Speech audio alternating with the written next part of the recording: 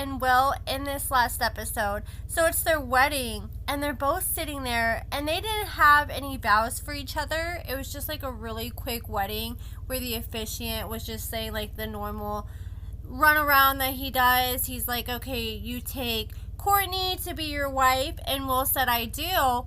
And then the officiant asked Courtney if she takes Will to be her husband.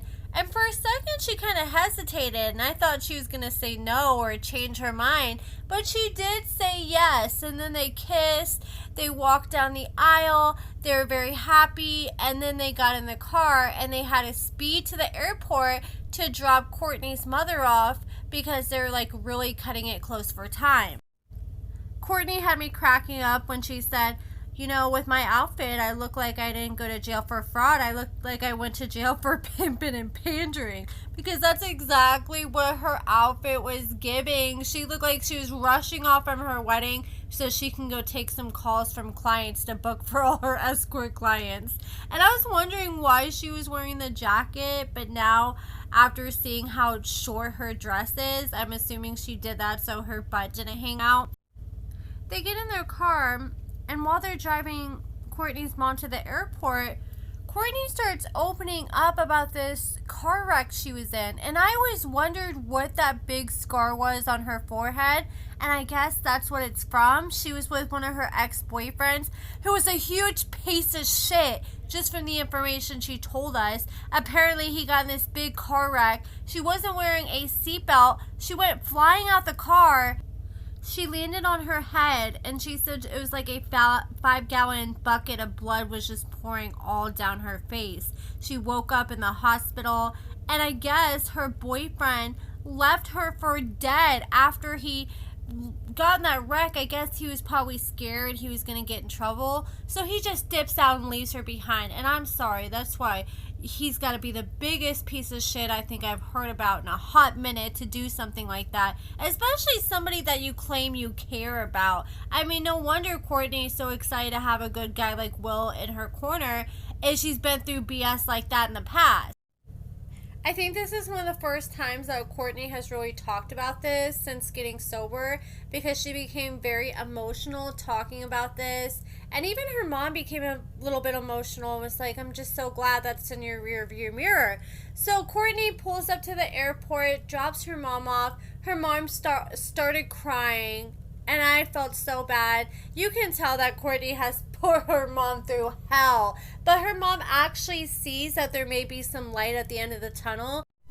Apparently Courtney's always been extremely immature, but now her mom feels like she's blossoming into a mature young woman, and she actually feels like is good for Courtney and pretty much like her saving grace.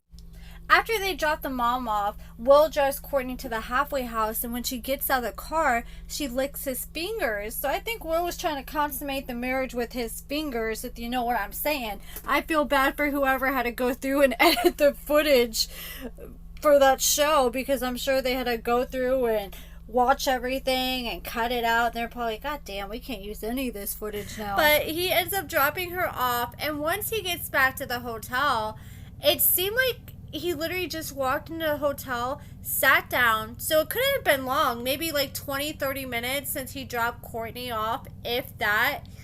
And as soon as he gets there, he calls Courtney, and Courtney answers the phone, and she's like, hello? And then she just starts going, I'm like, okay, what is going on? Like, did you just take a fat hit off a bong? Are you choking? And then at first I thought she was crying, and then I'm like, okay, maybe she's choking. I couldn't figure out what the hell was going on. And even Will was side-eyeing and very suspicious of the way she was sounding. Then Will was like, I'm so sad that we're not together tonight after our wedding. And Courtney was like, it's just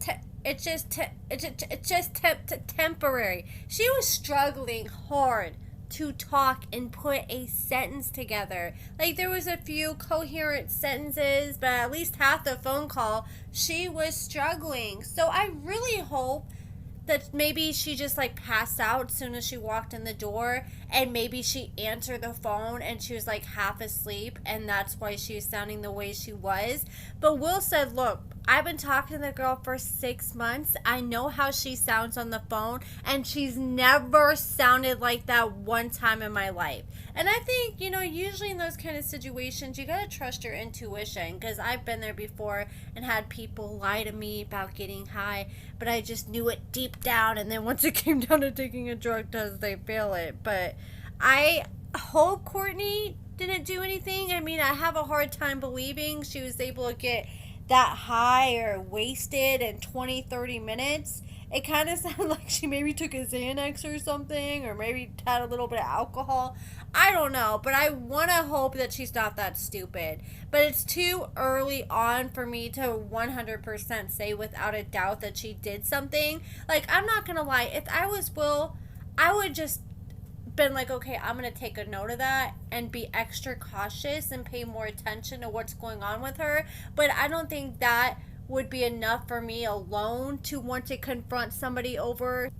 I'm really curious what her mom's opinion would have been if she would have heard Courtney talking on the phone like that. Let me know what you guys think. Do you guys think that Courtney's actually back to using or drinking her first night out? I mean, I think that'd be really stupid to go and get messed up at the halfway house, but I mean, you just never know. So Will is all nervous, and he went to go pick up Courtney the next day, and he gets in the car with her, and he really wasn't in a good mood.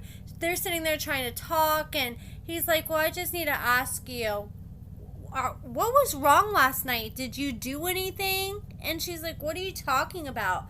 And he's like, well, you sounded off. And she's like, well, why didn't you bring this up last night? And she got extremely defensive, which I kind of thought that was a little bit of a red flag. I'm like, okay, if you didn't do anything, then why are you getting so defensive? But that also could have been with her maybe getting accused of being high in the past, and when she was high, so maybe she gets triggered when people ask her things like that.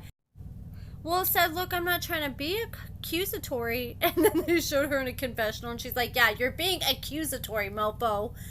And she's like, I just don't understand why you would marry me if you don't trust me. But the thing is, Will didn't hear her talking on the phone like that until after they get married. And that should be a grim reminder why you shouldn't rush into marrying somebody, especially somebody who is known to have a history with issues with drugs or drinking. Because yeah, they may be good while they're in jail because they're away from drugs, or maybe they may be too broke to afford drugs in prison, but the real test is once they get out. And not just when they get out, but at first, you know, everything's going good for them, but you gotta wait until they have a bad day and see if they're able to handle things like that. And even then, after they have a bad day, she's still in her halfway house. And another big test is gonna be once she gets out of the halfway house and she's not on probation and parole, and she does not have that safety net anymore, if she still abides by the rules. Let's hope that she hasn't relapsed already, because just hearing about what she's been through, I don't think Courtney's going to make it out alive if she relapses again, because she sounds like she goes balls to the wall every single time she relapses, and she barely made it out alive last time. But that's it for this video, guys. Let me know what you guys think in the comments below. Give this video a thumbs up, subscribe, and thank you so much for watching.